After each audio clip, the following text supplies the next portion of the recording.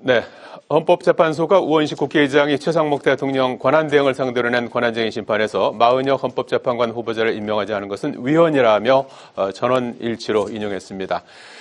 또 잠시 뒤에 열리는 국회 본회의에서는 명태균 특검법이 표결 처리될 것으로 보입니다. 또 상법 개정안은 상정 여부가 불투명합니다. 직격 토론 장성호 전 건국대 행정대학원장, 최진봉 성공회대 교수와 함께 국회 상황 등 짚어보겠습니다. 안녕하십니까? 네, 안녕하세요. 자, 먼저 오전에 있었던 헌법재판소 선고 내용부터 좀 살펴보죠. 지난번에 작년 연말이었죠. 최상목 권한 대행이 되고 나서 국회에서 이제 국회목 3분에 대한 헌법재판관 중에서 두 사람은 임명을 하고 한 사람, 마은혁 후보자, 재판관 후보자에 대해서는 여야 합의가 되지 않았다는 이유로 해서 임명을 보류했는데 여기에 대해서는 우원식 의장이 국회 차원에서 이제 권한쟁의 심판 청구를 했던 건데 여기에 대해서 이제 오늘 재판관 전원일치로 위헌이다 이렇게 판단을 한 거예요. 그래서 요게 의미를 어떻게 이제 보시는지. 그 다음에 중요한 건 이제 최상목 대행이 오늘 존중한다고는 했어요. 그런데 이제 언제쯤 임명을 할지, 그 다음에 윤석열 대통령의 탄핵 심판에 어떤 영향을 미칠지 이 부분들까지 좀 짚어주실까요? 지난 12월 말 12월 31일 날 지금 최상목 대통령 권한대행이 국회에서 넘어온 3명의 헌법재판관을 임명권이 있지 않습니까? 그래서 그때 당시에 정계선 조한창 후보만 임명을 하고 한 명은 그때 당시에 뭐 권한대행 입장에서는 여당과 야당이 합의가 되지 않았기 때문에 마은혁 재판관은 임명을 보류한다. 이렇게 돼서 국회에서 지금 우원식 국회의장이 권한쟁의 심판을 통해서 이것은 행정부 대통령의 권한이 아니고 이것은 국회의 권한이기 때문에 대통령이 임명하는 것은 형식적인 절차다. 그래서 권한쟁의 심판을 지금 청구를 해서 헌재에서 뭐 방금 오늘 10시에 이것에 대해서 발표를 했는데 마은혁 후보자를 불임명한 것은 국회의 권한을 침해한 위헌이다. 그렇게 해서 인용을 했습니다. 인용을 하고 그리고 나서 또 임명 통한 지휘 부여 이것은 대통령 권한대행이 이것을 꼭 임명을 해야 된다. 그래서 헌법재판소에서 임명까지 강제할 수는 없다. 그래서 이것은 각하를 했기 때문에 상당히 절묘한 그런 심판을 했다고 보고 예를 들어서 중앙선관위도 마찬가지로 헌법에 보면 9명이지 않습니까? 대통령, 국회 뭐 이렇게 대법원인가요? 이렇게 3명씩 하면 추천하는 즉시 임명이 됩니다. 그러나 헌법재판관은 마찬가지로 각각의 3명씩 추천을 하지만 여기에는 대통령이 특별히 임명해야 된다. 이런 임명 권한이 있기 때문에 이런 문제가 생기는 건데 오늘 헌재에서 이런 인용하는 것도 마찬가지로 국회의 권한은 맞다. 그럼에도 불구하고 이 임명 권한은 여전히 대통령한테 있다. 그런 판결이라고 봅니다. 알겠습니다. 추가로 이제 최 대행이 이제 뭐 임명을 이제 바로 할지 말지 이 부분이 조금 앞으로 좀 논란이 될 수 있을 것 같아요. 그러니까요. 지금 뭐 최 대행이 특별히 입장을 뭐 아주 애매모호하게 밝혔더라고. 존중은 하지만 당장은 하지 않을 것처럼 얘기를 하고 있어요. 선거문을 잘 살펴보겠다. 그렇게 얘기를 했는데 선거문을 잘 살펴보면 지금 다 이게 나왔잖아요. 뭘 살펴봅니까? 만장일치로 잘못됐다고 얘기하는 거잖아요. 3명 중에 2명만 골라서 임명한 것도 잘못됐고 그다음에 국회가 추천권을 갖고 있는 것도 인정이 됐고요. 그리고 여야 합의도 없었다고 얘기하지만 실제로 헌재에서 오늘 밝힌 내용을 보면 여야 합의가 있었다는 걸 확인했어요. 왜냐하면 합의문이 있기 때문에 확인이 된 겁니다. 그래서 합의가 안 됐다고 볼 수도 없고 국회가 추천할 수 있는 추천권을 갖고 있다는 것도 인정을 했기 때문에 마은혁 재판관에 대한 임명하지 않은 것은 헌법에 위반된 행위다라는 걸 명확하게 얘기한 겁니다. 헌재가 할 수 있는 범위는 거기까지밖에 없어요. 그러니까 아까 얘기했듯이 재판관으로서 지위를 임정해 달 이건 헌재가 할 수 있는 상황이 아니기 때문에 그거는 기각이 된 거지만 최상목 대행의 행동은 잘못됐다. 임명하지 않은 것은 잘못됐다. 2명만 임명하고 1명을 임명하지 않은 것은 국회가 갖고 있는 추천권의 권한을 침해했다고 명확하게 얘기했기 때문에 헌법에 맞지 않다라고 얘기한 겁니다. 그렇다고 하면 최상목 대행은 뭐 가리지 말고 빨리 임명을 해야 된다.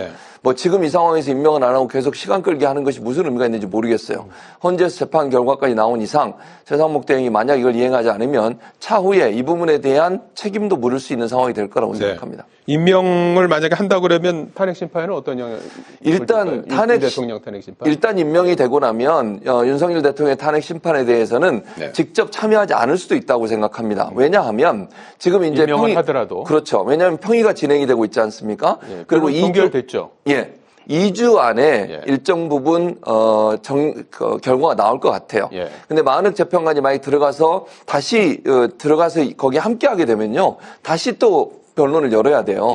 그런 상황이 되기 때문에 시간이 좀 지체되는 부분이 있어서 제가 볼 때는 마은혁 재판관이 임명이 되더라도 윤석열 대통령에 대한 탄핵 심판에는 참여하지 않을 걸로 보여지고요. 8명 하에서 8명의 헌법재판관들이 결정한 내용으로 윤석열 대통령에 대한 탄핵안은 결정이 될 거다 이렇게 생각합니다. 알겠습니다. 자, 그리고 잠시 뒤 2시부터 국회 이제 본회의가 열리는데요. 어제 이제 법사위에서 명태균 특검법하고 상법 개정안이 통과가 됐습니다. 그래서 명태균 특검법은 오늘 이제 본회의에 상정이 돼서 오늘 이제 국민의힘은 이제 부결 당론으로 정했습니다. 그래서 그 수가 이제 뭐 야당이 많으니까 이제 통과가 될 것 같고, 지금 뭐 명태균 관련한 뭐 녹취도 많이 나오고 그래서 이제 거부권 행사가 이제 거의 확실시되는 상황이고 재의결까지 상당히 또 전국에 또 중요한 또 부분이 될 것 같고, 상법 개정안은 일단 우원식 의장이 민주당의 요구에도 불구하고 오늘 상정하지 않겠다는 입장인 것 같아요. 그래서 내일 또 국정협의회가 있어서 거기서 한번 중재를 한번 시도해 보겠다는 그런 것 같거든요. 그래서 이 두 법안의 향배는 어떻게 전망하십니까?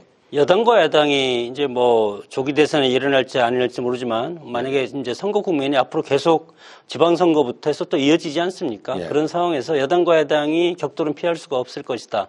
민주당의 뭐 180석 이상의 다수 의석을 가지고 있기 때문에 무엇이든지 맘만 먹으면 국회를 통과할 수가 있지 않습니까? 그래서 30몇 번의 지금 제2요구권, 거부권을 대통령이 행사할 수밖에 없는 이런 상황이고, 거부권을 또 할 수 있습니까? 뭐 당연히 지금 뭐 이번 명태균 특검법도 이것을 겨냥하는 것이 국민의힘 아니겠습니까? 공천과 관련한 거기 때문에 100일 정도, 석 달 정도 특검을 한다면, 만약에 조기 대선이 이루어진다면 2달 내내 이 선거를 좌지우지하는 것은 명태균 특별검사라고 생각이 듭니다. 그렇기 때문에 국민의 입장에서는 이런 선거를 피해서 하든지 아니면 특검이라는 것이 원래 여당과 야당이 합의해서 해야 되는 것 아닙니까?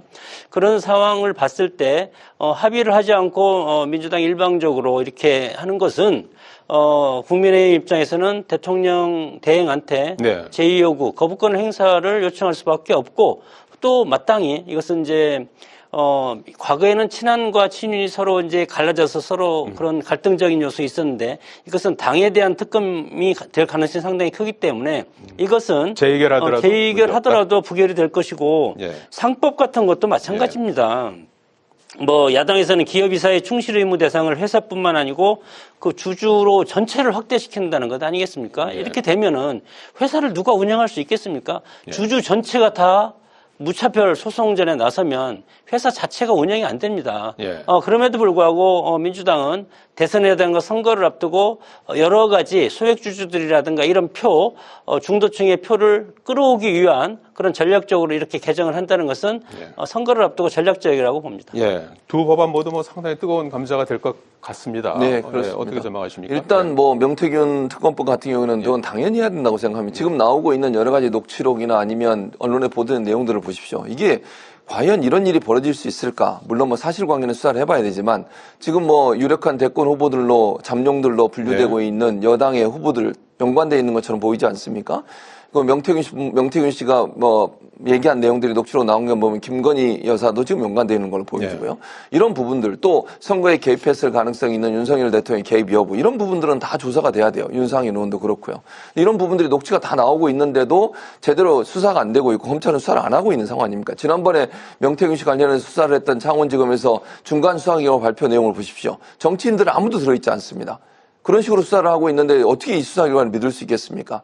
그렇기 때문에 당연히 특검을 해야 됩니다. 해야 된다. 이게 무슨 여당 입장에서 본인들의 의원들이라든지 본인들의 대권 후보들 이런 사람들과 연관이 있으니까 이게 문제가 있다 이렇게 얘기하는 것은 잘못이 있는데도 불구하고 본인 대권에 영향을 미치니까 안 된다 이런 얘기가 되는 거잖아요. 이건 말이 안 된다고 생각합니다. 예. 지금 나와 있는 여러 가지 의문만 가지고도 충분히 저는 수사를 해야 되는 상황이고 이게 검찰이 제대로 수사를 안 하고 있기 때문에 특검을 통해서 명명백백하게 밝혀서 문제가 있고 잘못된 부분은 바로 잡아야죠. 그것이 우리 국민들이 원하는 거 아니겠습니까? 그런 점에서 온다고 하면 이 그 명태균 특검법을 거부하고 반대하는 것은 대단히 잘못된 행동이라는 생각이 들고 상법 개정안도 중재 가능성이 있습니까? 상법 개정안의 중재 가능성은 여지가 있다고 봅니다. 저는 그러니까 모든 주제에서 할 것인지 이 부분에 이제 논란이 되는 건데요. 사실 이사들이라고 하는 분들이 비상임 이사든 상임 이사든 이런 분들 같은 경우에 회사와 좀 가깝게 지내는 분들이 많이 있잖아요.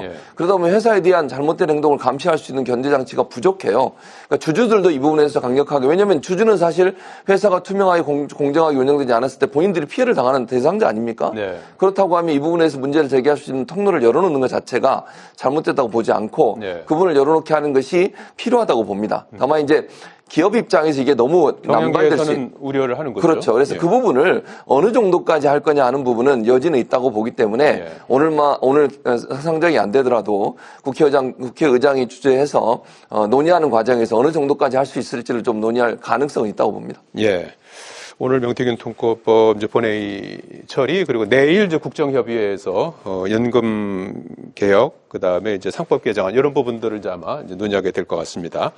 자, 어제 이재명 대표가 그 선거법 위반 관련해서 항소심 결심 공판에서 검찰이 이제 저는 1심과 같은 2년을 구형을 했습니다. 그리고 이제 다음 항소심 선고를 이제 3월 26일에 하겠다 이렇게 이제 밝혔는데요. 그래서 어떻게 될지 이제 상당히 이제 주목되는 그런 상황이고 시기적으로 윤석열 대통령의 탄핵 심판 일정하고 이제 맞물려 있어서 여러 가지 이제 해석들을 갖고 있는데 두 재판 결과 어떻게 전망하십니까? 하여튼 교묘하게 이렇게 탄핵 심판 일정과 이재명 대표의 2심 일정이 비슷하게 지금 오버랩되고 있기 때문에 한국 정치의 아이러니가 있는 것이 아닌가. 유력 두 정치 지도자 아니겠습니까? 그런 상황이기 때문에 어떻게 보면 우리 국민들 입장에서는 대통령도 탄핵되고 제1야당을 이끌고 있는 이재명 대표도 사법 리스크에 휩싸여서 이제 선거법 위반 1심에서 징역 1년과 집행유예 2년, 그리고 2심에서는 검찰 구형이 2년으로 됐고, 그리고 1심에서 징역 1년 이상을 받으면 선거법 위반 같은 경우는 2심에서 이 감형되기가 상당히 어렵다는 그런 얘기도 있지 않습니까? 그렇기 때문에 모르겠습니다. 이게 어느 것이 앞선 것이 물론 헌재는 단심이기 때문에 만약에 4월 이전에 3월 중에 선고가 된다면 현재로서는 3월 중순 이렇게 대통령이 예상하죠. 당연히 최종심은 빠를 수밖에 없는데 그리고 이재명 대표 입장에서는 다음 대선을 노리기 때문에 이제는 이 사법 리스크가 2심에서 되면은 대법원에서는 확정된다는 그런 인식이 있기 때문에 당내에서 상당히 견제를 받을 가능성이 크고 그리고 또 중요한 것은 이것이 만약에 대선으로 간다고 할지라도 중도층에서 지금 이재명 대표의 박스권 30%가 그에 갇혀 있지 않습니까?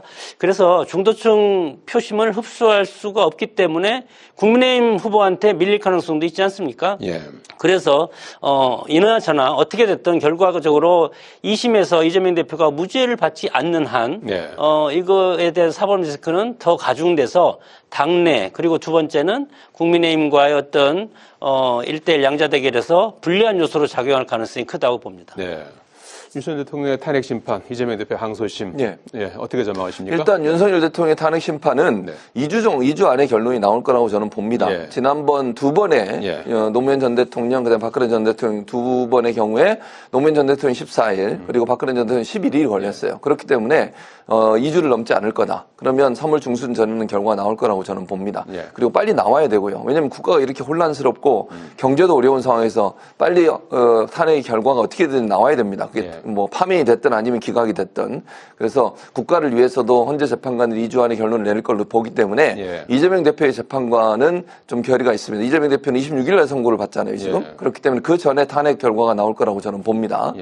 이재명 대표 관련해서는 2심에 지금 재판관들이 공소장 변경을 요청을 했습니다. 그리고 검사 측에서 공소장 변경을 했고요. 근데 공소장 변경도 제대로 안 했어요. 검찰에게 판사들이, 그러니까 재판부가 요구했던 게 뭐냐면 어떤 말이 허위 사실이냐, 이거 정리를 제대로 해달라, 이런 얘기입니다. 공소장이 그게 제대로 안 돼 있기 때문에 공소장 변경을 해달라는 요구 아니겠습니까? 허위 사실로 얘기했다는 것이 김문기 씨를 모른다는 거였는데 1심에서는 김문기 씨를 모른다는 것에는 무죄가 나왔어요. 다른 거 하나, 사진. 이재명 대표가 방송에 출연해서 12명이 찍은 사진을 4명이 찍은 것처럼 편집해서 올린 그 문제를 제기하면서 그날 골프를 치지 않았다고 얘기한 그 말을 가지고 얘기하는 것 같은데 그게 맞는지 확인해달라는 요구를 한 겁니다.